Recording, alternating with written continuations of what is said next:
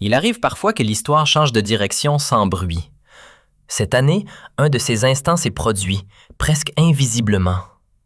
Aucun discours spectaculaire, aucune annonce solennelle devant les caméras du monde. Seulement une rencontre technique. Il arrive parfois que l'histoire change de direction sans bruit.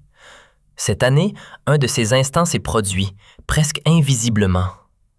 Aucun discours spectaculaire, aucune annonce solennelle devant les caméras du monde. Seulement une rencontre technique, discrète, à Brasilia, entre plusieurs ministres chargés de l'énergie.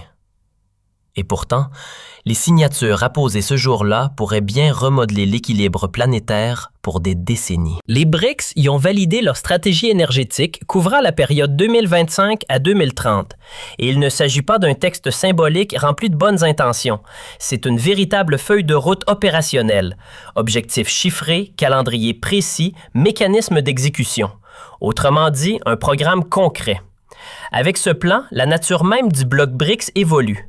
Jusqu'à présent, beaucoup le voyaient surtout comme une plateforme de dialogue entre économies émergentes. Désormais, la perspective change radicalement. On parle de la construction d'un système énergétique coordonné, capable de relier certaines des plus vastes réserves mondiales de pétrole et de gaz aux centres industriels qui consomment l'énergie à une échelle gigantesque.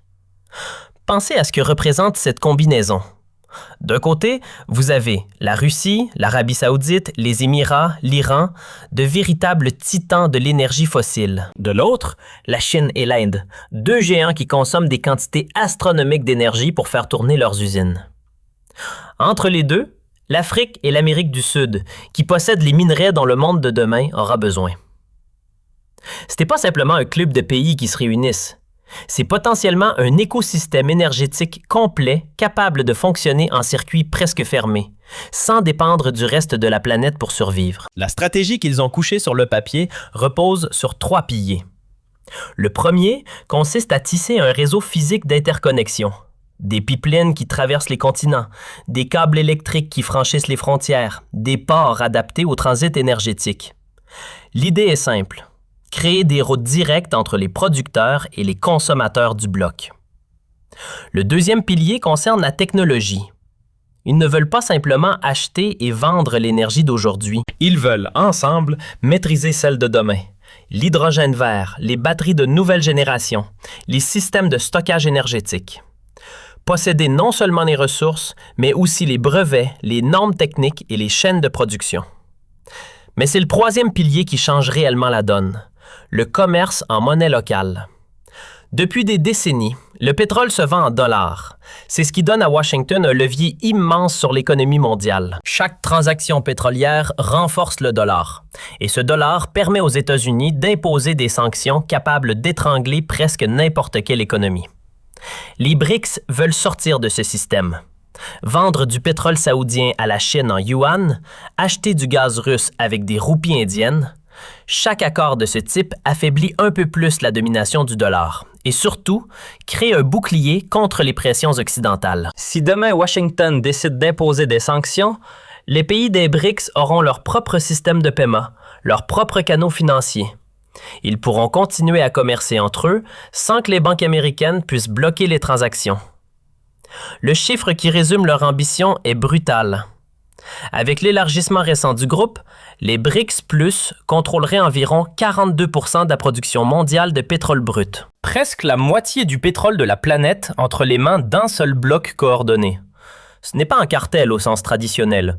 Ils ne vont pas fixer les prix comme l'Organisation des pays exportateurs de pétrole le faisait autrefois. Leur pouvoir est plus sophistiqué. En orientant leurs flux commerciaux vers l'intérieur du bloc en priorité, ils peuvent progressivement réduire ce qui est disponible pour le reste du monde. Mais leur véritable coup de maître ne concerne pas le pétrole d'hier, il concerne les batteries de demain.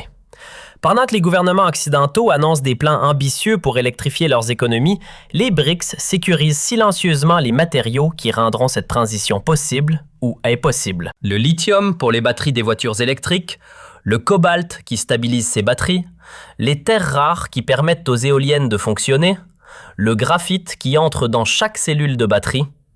Les chiffres donnent le vertige quand on les aligne.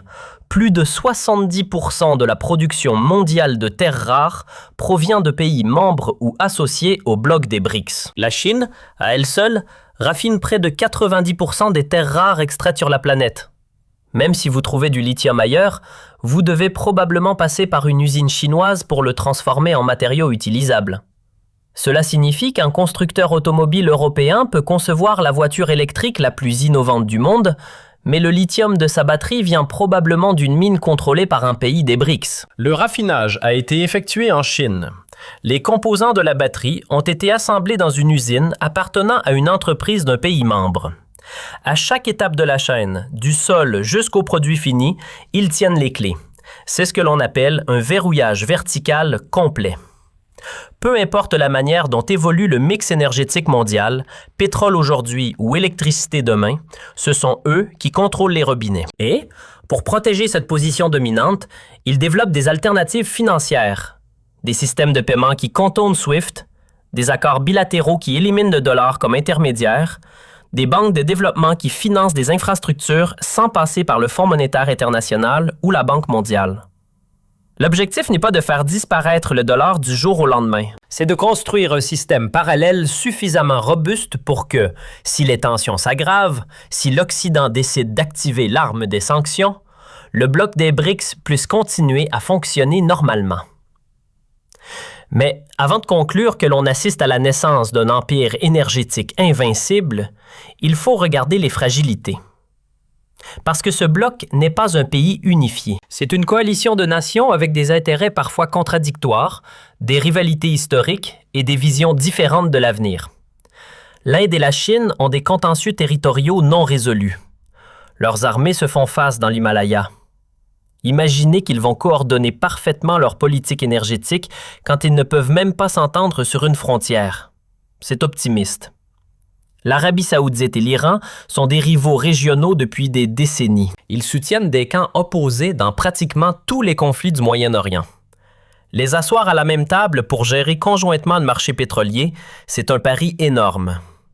Et puis il y a la fracture fondamentale entre vendeurs et acheteurs. La Russie, l'Arabie saoudite et les Émirats ont besoin de vendre leur énergie au prix le plus élevé possible. La Chine et l'Inde veulent acheter au prix le plus bas possible. Ces intérêts ne s'alignent pas naturellement. Sans parler des défis concrets.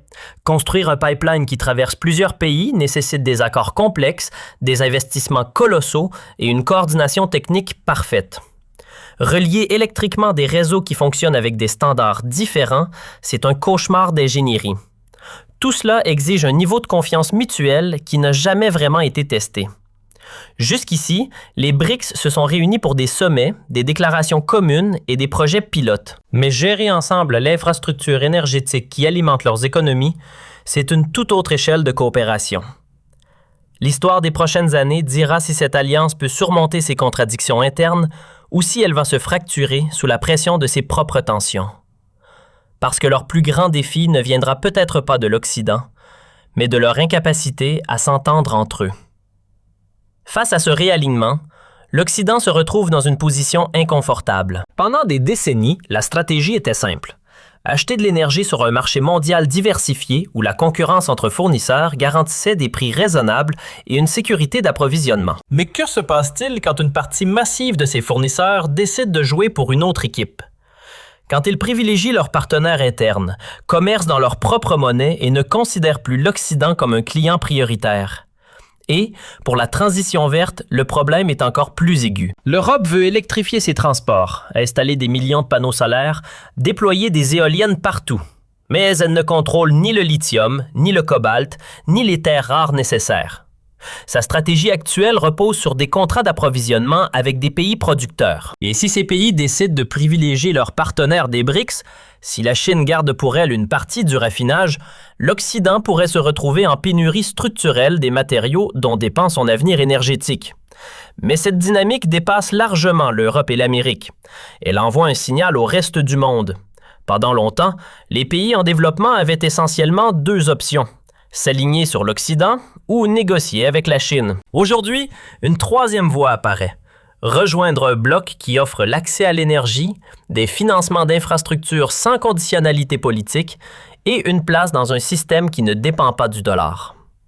Pour un pays africain riche en cobalt ou un pays sud-américain qui possède du lithium, c'est tentant. Au lieu d'être un simple fournisseur de matières premières, tu deviens partenaire d'un bloc qui contrôle toute la chaîne de valeur. Et cette reconfiguration énergétique a des conséquences militaires directes. Parce que si tu construis des pipelines qui traversent des continents, des câbles sous-marins qui relient des continents, tu dois pouvoir les protéger. La Chine développe sa marine à une vitesse record pour sécuriser les routes maritimes entre le golfe Persique et ses ports.